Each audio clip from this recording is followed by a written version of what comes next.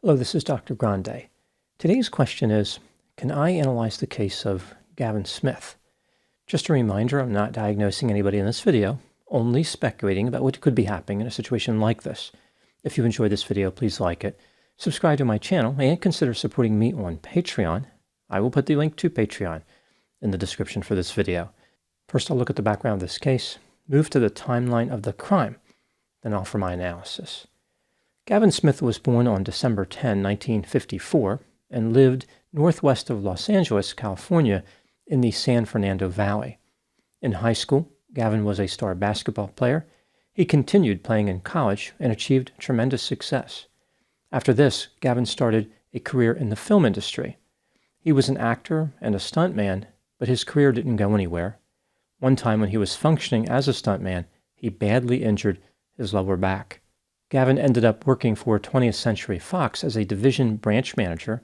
He would eventually promote the Star Wars and Terminator series, as well as films like Titanic and Avatar. In 1989, Gavin married a woman named Lisa. They would go on to have 3 sons, Evan, Dylan, and Austin. The couple purchased a house in the West Hills area of the San Fernando Valley. Gavin initially earned $40,000 a year, but that was eventually increased to $180,000. Despite this salary, it didn't take long for the family to encounter severe financial problems. Gavin was not good with money. He even withdrew and spent his pension. Due to the back injury that Gavin had sustained as a stuntman, he took a lot of prescription pain medication. He eventually developed an addiction. In March 2008, Gavin enrolled in an outpatient substance use program at a facility called the Mistress Rehabilitation Center in Woodland Hills. I presume the medication treatment protocols mostly involved red and blue pills. Gavin met a woman named Chandrika Creech, who had been receiving treatment at the facility since 2007 due to her alcohol use. Chandrika was married to a man named John Creech. Both Chandrika and John were bad news for Gavin, but unlike many people in the Matrix, he was not able to dodge a bullet.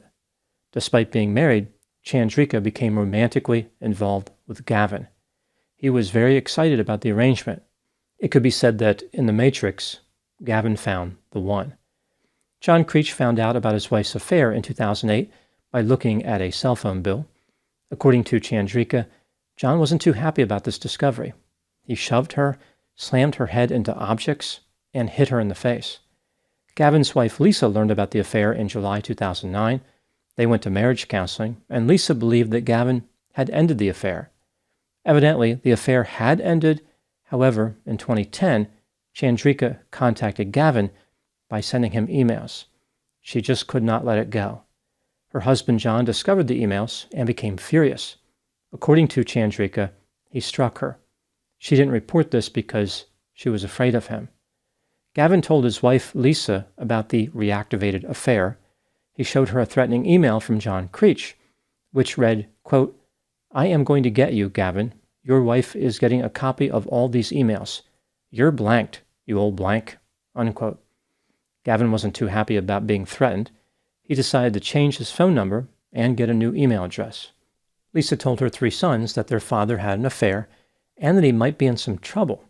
The oldest son, Evan, and the youngest son, Austin, decided they wanted to have a word with John Creech. In early December 2010, they went to the Creech house as Lisa stayed in the vehicle. John opened the front gate. Evan would later describe John as burly, very muscular, and intimidating. Gavin's sons identified themselves, which appeared to make John angry. He explained how he was furious with Gavin for having an affair with his wife. Evan and Austin both cried and begged John not to hurt their father. Evan repeatedly apologized for Gavin's behavior. Austin indicated that he was in the 8th grade, which was too young to lose his father.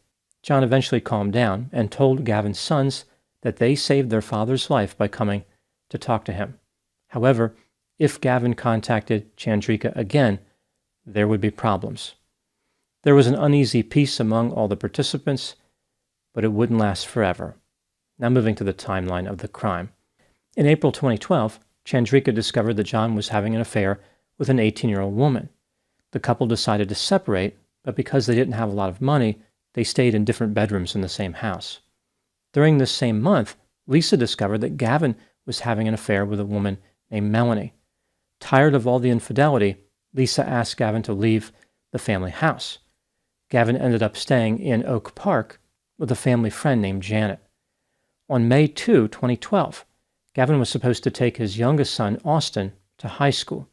When Gavin failed to show up, Lisa became concerned. She discovered that he didn't show up at work either. Lisa called Janet, who told her the last time she saw Gavin was when he left the house the night before. This development was worrisome for Lisa.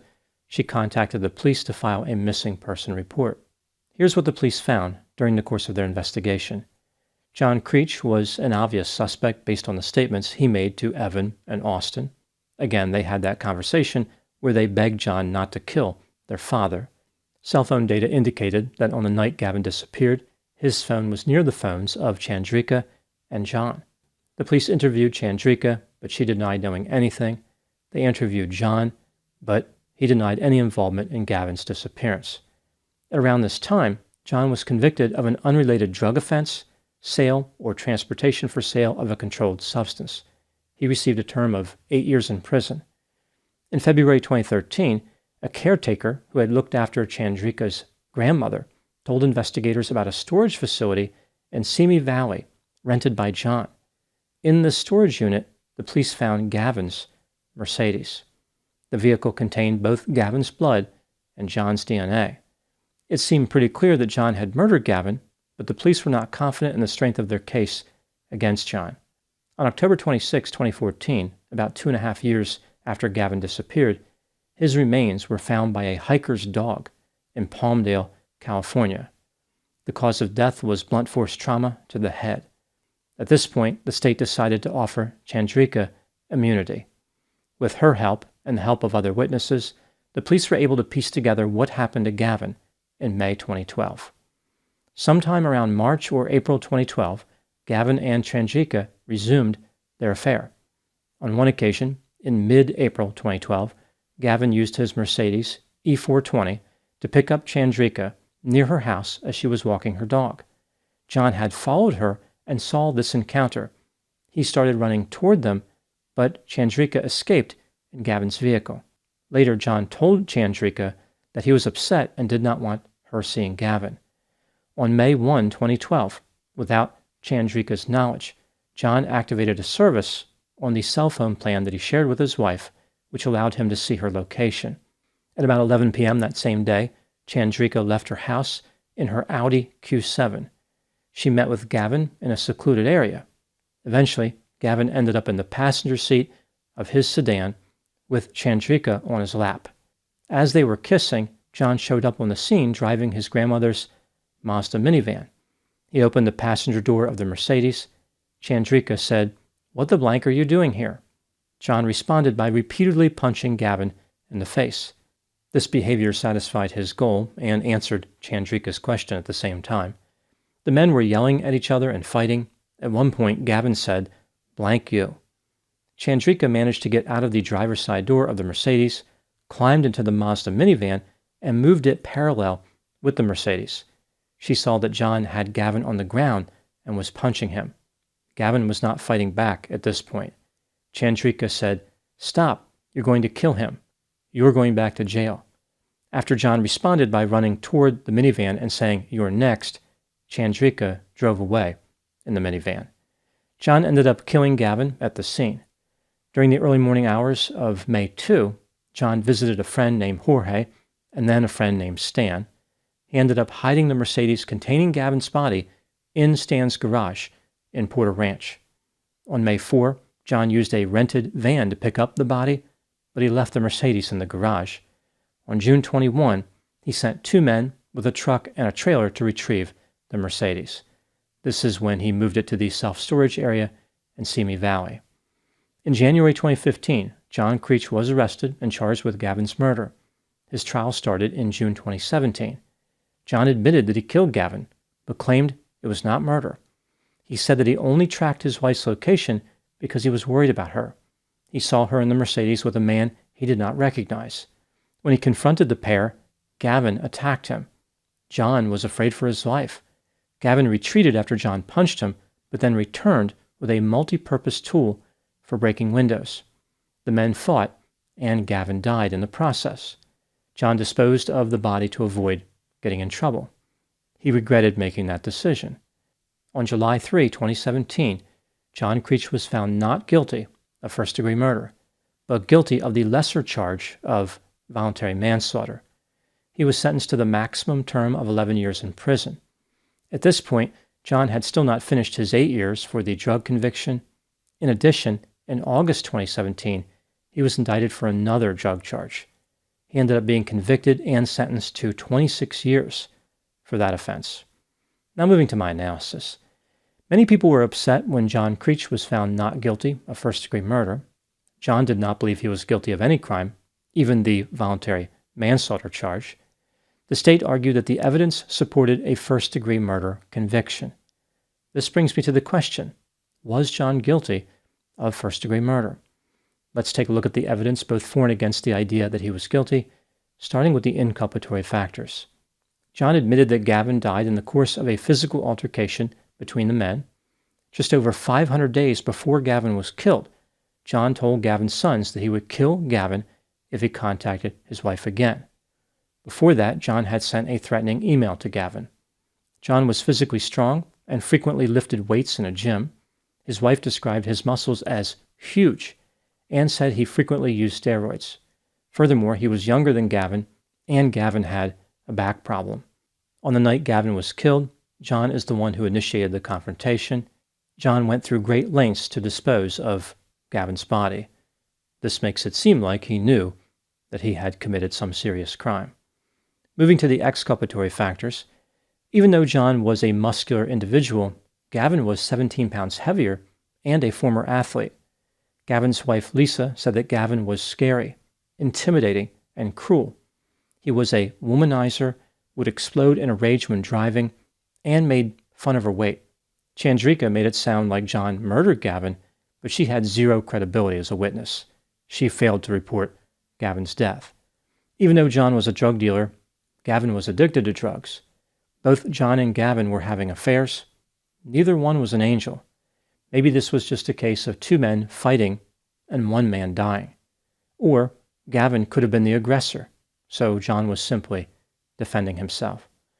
When considering all the evidence in this case, do I think that John Creech was guilty of first-degree murder?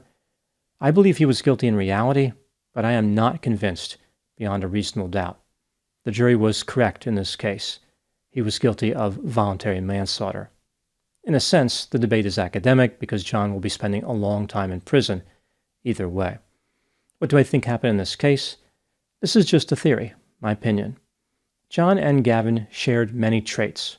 They were self-centered, impulsive, irresponsible, aggressive, violent, intimidating, vindictive, manipulative, deceptive, sadistic, immature, grandiose, sensation-seeking, and had a sense of entitlement.